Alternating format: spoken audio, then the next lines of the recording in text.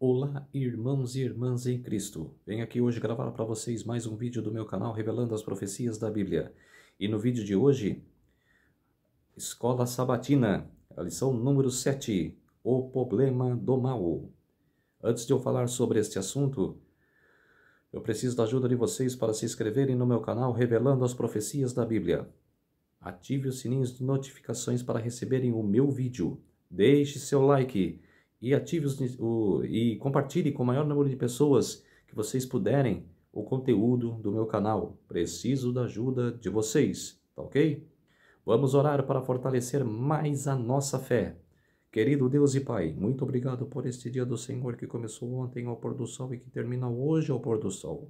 Muito obrigado, meu Deus. 24 horas de adoração e louvor. Sábado do Senhor, dia que o Senhor estabeleceu e santificou. Por isso, meu Deus, venho aqui hoje ficar esses minutos e segundos contigo, Senhor. Faça-me de mim o seu servo, para que eu possa trazer essa lição maravilhosa para todas as pessoas, nações e línguas, para que elas possam saber que ela é da tua palavra, Senhor, meu Deus. Tudo isso peço e clamo em nome do meu Salvador Jesus Cristo. Amém. Então vamos lá, povo de Deus. A lição número 7, o problema do mal. Escola Sabatina. A lição de sábado. E lhes enxugará dos olhos toda lágrima, e já não existirá mais morte. Já não haveria luto, nem pranto, nem dor, porque as primeiras coisas passaram. Apocalipse capítulo 21, verso 4. Talvez a questão mais difícil que o cristianismo enfrenta seja o problema do mal. Como conciliar o fato de que Deus é perfeitamente bom e amoroso com o fato de que o mal existe neste mundo? Em outras palavras, se Deus é bom e todo-poderoso, por que o mal existe em tanta quantidade? Essa não é apenas uma discussão acadêmica, mas em algo que perturba profundamente muitas pessoas e que impede algumas de conhecer e amar a Deus. Muitas pessoas ficam confusas e cheias de dúvidas quando param para pensar na origem do pecado e na razão de sua existência. Elas veem a obra do mal com seus terríveis resultados de miséria e desolação e questionam como tudo isso pode existir sob o reinado de um ser que é infinito em sabedoria, poder e amor. Esse é um mistério para o qual não encontram explicação. Ellen G. White, no Grande Conflito, página 412. Muitos ateus apresentam o problema do mal como a razão de seu ateísmo, mas como veremos nessa semana e nas próximas, o Deus da Bíblia é totalmente bom e podemos confiar nele, mesmo com o mal que tanto afeta o nosso mundo decaído.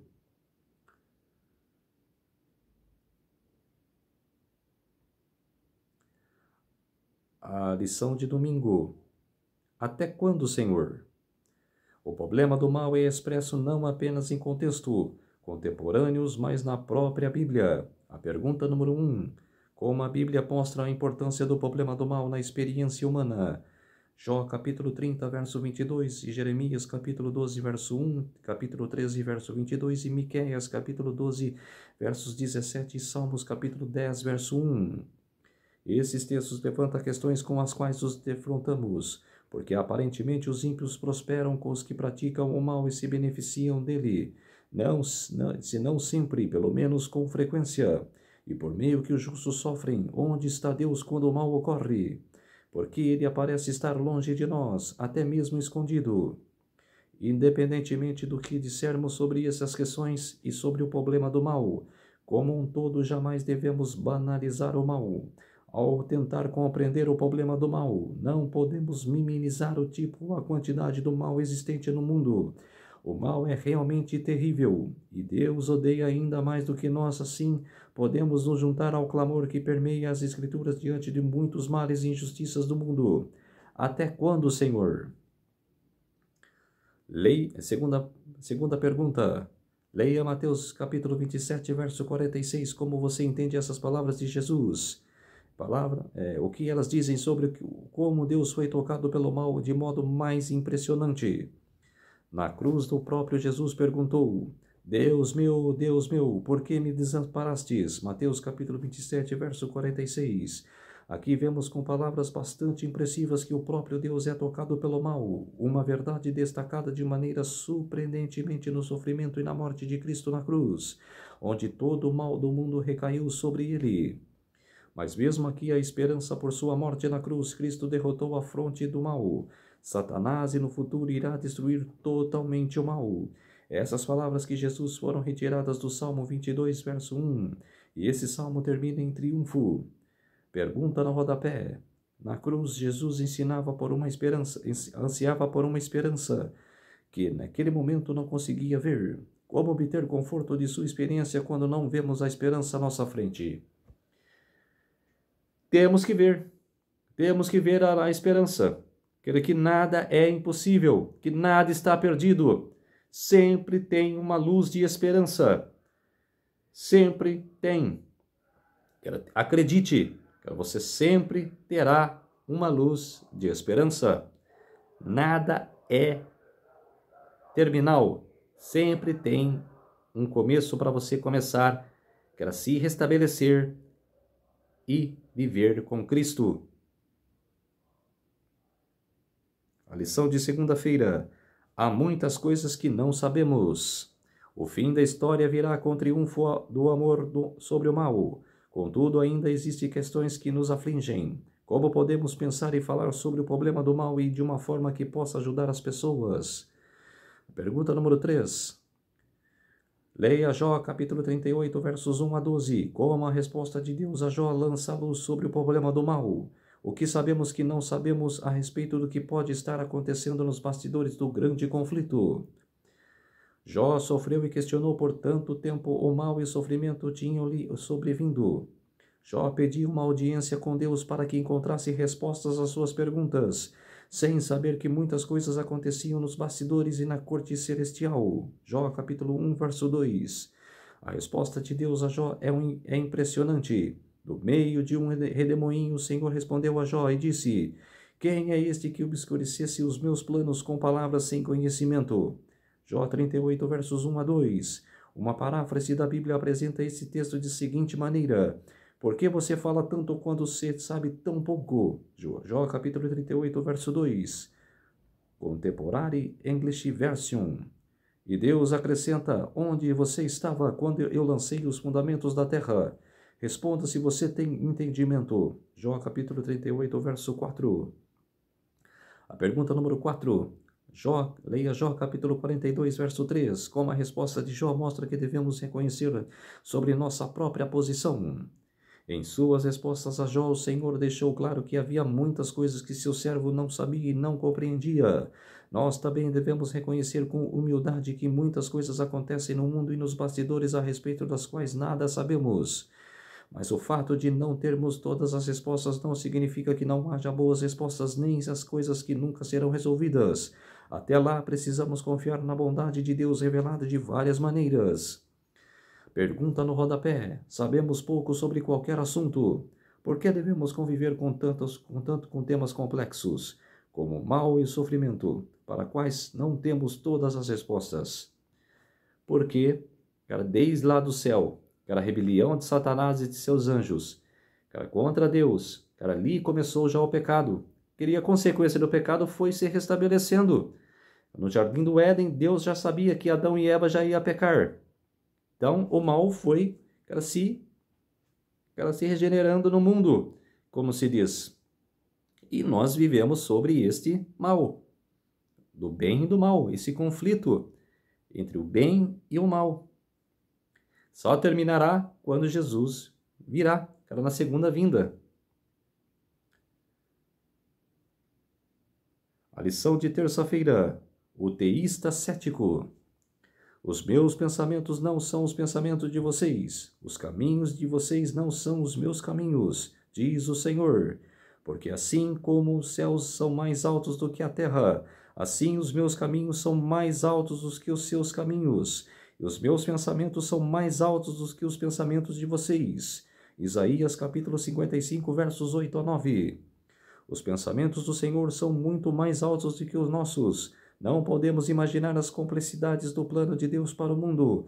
Diante disso, por que deveríamos achar que temos condições de saber exatamente quais são as razões pelas quais Ele faz ou deixa de fazer alguma coisa em determinada situação? Uma forma de lidar com o problema do mal, que se baseia no reconhecimento de que com criaturas sabemos muito pouco, é chamada de teísmo cético. Segundo esse entendimento, Deus possui boas razões para agir como faz, mas por causa de nosso conhecimento limitado, não podemos achar que estamos em condições de saber exatamente quais são essas razões. O teísta cético possui ceticismo em relação à capacidade humana de conhecer ou de compreender plenamente as razões de Deus para com a existência do mal do mundo. Só porque não podemos ver, por exemplo, germes flutuando, isso não significa que esses organismos não existam. O fato de não conhecermos as razões de Deus não significa que ele não tenha boas razões. A pergunta número 5. Como o salmista lidou com o mal e a injustiça ao seu redor? O que ele percebeu que o ajudou a ver a realidade de maneira diferente? Salmos capítulo 73.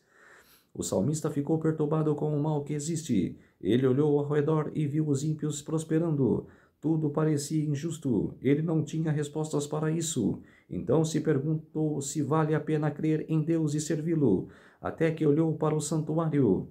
O santuário oferece parte da chave para o problema do mal. Por meio dele, reconhecemos que existe um juízo justo, que trará justiça e juízo em seu próprio tempo.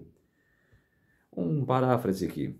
O salmista perguntou, por que os ímpios se restabelecem, se dão bem na vida? Mas a gente tem que compreender que essa pergunta, em todas as eras, foi por milhões de pessoas questionada. Por que quem faz o mal prospera? E nós que andam bem, que anda com Deus, não prospera. Ou que não faz mal a ninguém, não prospera. Porque os ímpios, eles imaginam que estão prosperando.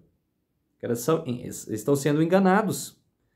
Igual os judeus da época, que em Israel, que adoravam a falsos ídolos. Por um tempo, eles adoravam falsos ídolos, pensando que se dava bem, que negava a Deus, que ele ficava ao torno dos deuses. Mas, se você ler na Bíblia, se você atentar na Bíblia, você vai ver que o mal viria sobre eles. Olha mesmo, os reis de Israel, que fizeram isso, outras nações vinham a destruir as nações dele. Deus colocava no coração dos ímpios de outras nações a virem destruir Jerusalém. Por quê? Destruir não só destruir, destruir o reinado daquele rei. Não destruir a cidade inteira. O que o rei fazia? Voltava-se para Deus. Clamava por um profeta. O profeta vinha, ora para Deus para mim. Eu orei, mas fortalece a sua oração, para com Deus.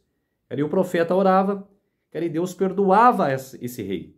Mas o mal, mesmo assim, iria vir sobre ele. Então, os que prosperam, fazendo mal, uma hora para eles vão chegar. Não se preocupem. Não se preocupem. Aqui não estou desejando mal para ninguém. Só estou explicando que as pessoas fazem na vida. Se eles estiverem fazendo mal e prosperando, a hora deles chegará. Não se preocupe com isso. O que você deve se preocupar é com Deus. De você se aliar com Deus. Deixar Deus entrar em seu coração e sua vida. Andar junto com Deus. É isso que você deve se preocupar. Pergunta no rodapé. O entendimento adventista do santuário e do juízo investigativo nos ajuda a compreender o problema do mal. Você se alegra em saber o que... Agora tenhamos perguntas, os detalhes sobre que a história de juízos de Deus serão revelados no fim. O santuário, Jesus entrou, como sumo sacerdote em 1844 e ele está intercedendo por nós. É fácil você compreender o santuário. Que Jesus é o nosso Salvador, é o nosso sumo sacerdote. Ele está no santuário de Deus. E a história dos juízos, de Deus, revelados no fim, que ele está nos perdoando. A cada pecado que nos aflige, Deus perdoa. Só que terá um tempo, de provação, que é depois do decreto dominical, o juízo dos vivos. Estamos vivendo no juízo dos mortos, vai acontecer o juízo dos vivos, momento de decisão. Ou você vai para o lado de Deus ou para o lado da besta. Não tem mais, que ele ficar em cima do muro. Você vai ter que escolher. A lição de quarta-feira. A defesa do livre-arbítrio. Por mais que não entendamos as ações e os pensamentos de Deus, as Escrituras revelam fatos que nos ajudam a resolver o problema do mal. Uma das respostas mais convincentes ao problema lógico do mal é conhecida como defesa do livre-arbítrio. A defesa do livre-arbítrio é um entendimento de qual o mal é resultado do uso errado do livre-arbítrio. Deus não é culpado pelo mal o qual existe porque as Escrituras usaram de modo indevido o livre-arbítrio que o Senhor, por boas razões, nos concedeu. Porque Deus nos deu o livre-arbítrio apesar de todos os riscos. C.S. Wesley escreveu que o livre-arbítrio, embora possibilite o mal, também é a única coisa que torna possível de todo o amor, toda a bondade ou de toda a alegria. O mundo de autônomos, de criaturas que trabalhassem feito máquinas, dificilmente valeria a pena por ser criado. A felicidade de que Deus designou para suas criaturas superiores é a felicidade de serem unidas a Ele e de outras livre e voluntariamente. Para isso elas têm que ser livres. Cristianismo puro e simples. Thomas Nelson, Brasil, página 81. A pergunta número 6. Como Deus concedeu a liberdade moral a Adão e Eva? Gênesis capítulo 2, versos 16 e 17. Porque o Senhor daria uma ordem, a menos que Adão e Eva tivessem livre-arbítrio para escolher se obedeceriam ou não. Eles comeram o fruto proibido, e desde então a terra está repleta do mal. Em Gênesis 4, o capítulo seguinte ao relato da queda, vemos os terríveis efeitos do pecado no assassinato de Abel por seu irmão. O uso errado do livre-arbítrio de Adão e Eva trouxe o pecado para a história do planeta. Em toda a Bíblia encontramos a realidade do livre-arbítrio moral. Veja, ele está falando aqui das passagens, Deuteronômio capítulo 7, versos 12 a 13, Jeremias capítulo 24, verso 14, Salmos capítulo 81, versos 11 a 14, Isaías 66, verso 4. Todos os dias de nossa vida, em um grau ou outro, nós mesmos exercemos o livre-arbítrio que nos foi dado pelo nosso Criador. Sem ele, não seríamos humanos, seríamos como máquinas ou robôs. A pergunta no rodapé. A Sony Corporation criou um cão-robô chamado Aibo, que não fica doente, não pega pulgas, não morde, não precisa ser vacinado e não perde pelos. Você trocaria seu cachorro de carne e ossos por um Aibo? Essa questão ajuda a entender por que Deus nos criou em um livre-arbítrio, apesar dos riscos. Quer dizer, se você tem um cachorro, o cachorro foi criado por Deus, não por um cientista. Você deve alimentá-lo, você deve compreender, chamar a atenção dele e de ele, como se diz, de obedecer. Você conduz o seu cachorro ou sua cachorra. E sobre o livre-arbítrio ter riscos, com certeza tem riscos. Você tem que ter uma escolha. No momento final você terá uma escolha, mas a partir da escolha você tem que ser agora. Você tem que ter agora a escolha. De você escolher, ou ficar do lado de Deus ou do lado de Satanás. Jesus não falou? Apenas tem dois caminhos. Não tem como servir a dois Deus. Ou é servir a Deus ou a servir a Satanás. Que você escolhe? Eu escolho servir a Deus. E você? Comente aí nos comentários. Lição de quinta-feira. O amor e o mal. Deus concedeu às criaturas do livre-arbítrio porque ele é necessário para que o amor exista. O uso indevido do livre-arbítrio é a causa do mal. No entanto, Deus permite que o mal exista por algum tempo, ainda que o detestes com todas as forças, porque o excluir a sua possibilidade excluiria o amor, e destruí-lo antes do momento certo enfraqueceria a confiança que é necessária para que o amor exista. A terra se escureceu por causa da compreensão errada sobre Deus, para que as tristes sombras pudessem ser desfeitas. Para que o mundo pudesse voltar para o Senhor, era preciso que o poder enganador de Satanás fosse neutralizado. Isso não podia ser feito pela força. O uso da força é contrário aos princípios do governo de Deus. Ele deseja apenas o serviço do amor, e o amor não pode ser imposto, não pode ser conquistado pela força ou autoridade. Só o amor desperta amor. Conhecer a Deus e amá-lo, seu caráter deve ser manifestado em contraste com o de Satanás. Quem escreveu isso foi Ellen G. White, O Desejado de Todas as Nações, página 11. Sem o livre-arbítrio não existiria amor, e se Deus é amor, ele não poderia negar o amor e a liberdade, necessários para que o amor existisse.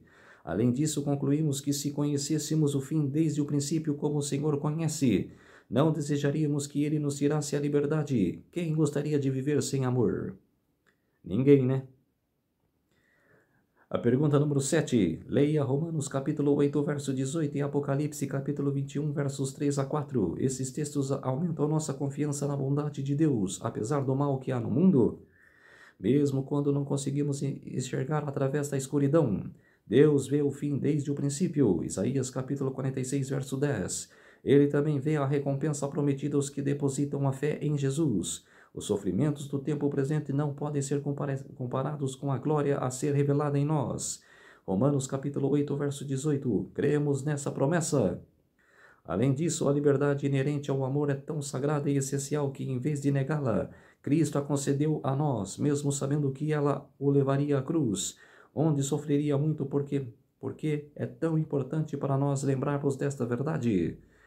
O livre-arbítrio, a pergunta no rodapé, o livre-arbítrio evita a conclusão de que tudo o que acontece é a vontade de Deus? Quer dizer, se Deus estabeleceu o livre-arbítrio, nós devemos discernir o que é o bem e o mal. Quer dizer, você sabe que ali que você vai fazer é o bem, continue. É o bem. Agora, se você for para o mal, você saberá que você está fazendo o mal. Então, quer dizer, é um livre-arbítrio. Você pode ficar do lado do mal, mas só que as consequências virão sobre sua vida. A lição de sexta-feira, estudo adicional. Mesmo quando foi expulso do céu, a sabedoria infinita não destruiu Satanás, visto que unicamente o serviço do amor pode ser aceito por Deus. A fidelidade de suas criaturas deve se basear em uma convicção de sua justiça e benevolência. Os habitantes do céu e dos mundos, não estando preparados para compreender a natureza ou consequência do pecado, não poderiam ter visto então a justiça de Deus na destruição de Satanás. A rebelião de Satanás deveria ser uma lição para o universo durante todas as eras futuras, um perpétuo testemunho da natureza do pecado e de suas terríveis consequências. Os resultados do governo de Satanás, seus efeitos tanto sobre os homens quanto sobre os anjos, mostrariam qual seria o fruto de se deixar de lado a autoridade divina. Testificariam que, ligado à existência do governo de Deus está o bem-estar de todas as criaturas que ele fez. Assim, a história dessa terrível experiência com a rebelião seria uma salvaguarda perpétua para todos os seres santos, para impedir que fossem enganados quando a natureza da transgressão e para salvá-los de cometer pecado e sofrer a pena. Patriarcas e Profetas, página 18. Então, povo de Deus, essa foi a lição número 7, a origem do bem e do mal. Vamos orar para fortalecer a nossa fé? Querido Deus e Pai, muito obrigado por esses minutos e segundos que o Senhor esteve comigo, que fez-se de mim o seu servo, para que eu pude trazer a sua palavra, meu Deus, para todos os povos, nações e línguas. Muito obrigado, meu Deus. Tudo isso agradeço e peço em nome do meu Salvador Jesus Cristo. Amém. Então, povo de Deus, se inscrevam no meu canal Revelando as Profecias da Bíblia, deixe seu like, ative os sininhos de notificação para receberem o meu vídeo e compartilhe com o maior número de pessoas que vocês puderem o conteúdo do meu canal. Preciso da ajuda de vocês. É totalmente grátis, tá? Para que eu possa estar trazendo vídeos para vocês, cara, cada vez mais, cara, engajando o meu canal, para que o YouTube, cara, possa aceitar, cara, possa cada vez mais, cara, trazer vídeo para vocês, tá ok? Um feliz sábado a todos e até o próximo vídeo. Tchau!